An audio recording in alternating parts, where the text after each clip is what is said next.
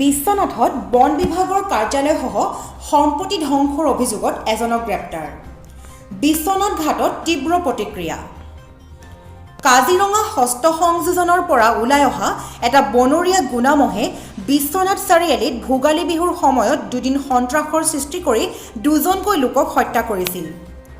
ইয়াৰ পিছতে উত্তেজিত ৰাইজে বিশ্বনাথ ঘাটৰ কাজিৰঙা হস্ত সংযোজনৰ কেন্দ্ৰীয় বনাঞ্চলিক বিষয়াৰ কাৰ্যালয় লণ্ডভণ্ড কৰি বন বিভাগৰ এখন বলেৰো জ্বলাই দিয়াৰ লগতে কাৰ্যালয়টোৰ কেইবাটাও গৃহ জ্বলাই দিছিল।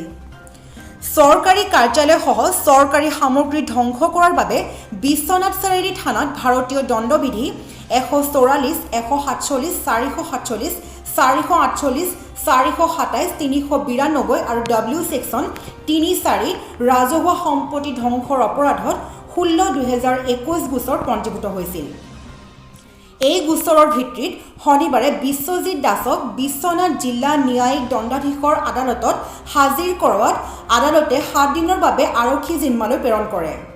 সম্প্ৰতি বিশ্বনাথ আৰক্ষীয়ে এই ঘটনাৰ লগত জড়িত আন অপৰাধীসকলকো গ্ৰেপ্তাৰ কৰাৰ বাবে তদন্ত অব্যাহত ৰাখিছে।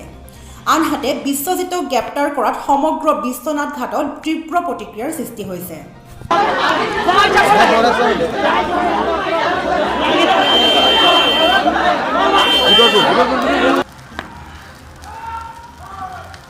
বিশ্বনাথৰ পৰা আব্দুল বাৰেকৰ ৰিপৰ্ট, ৰেড ৰিভাৰ টাইমছ।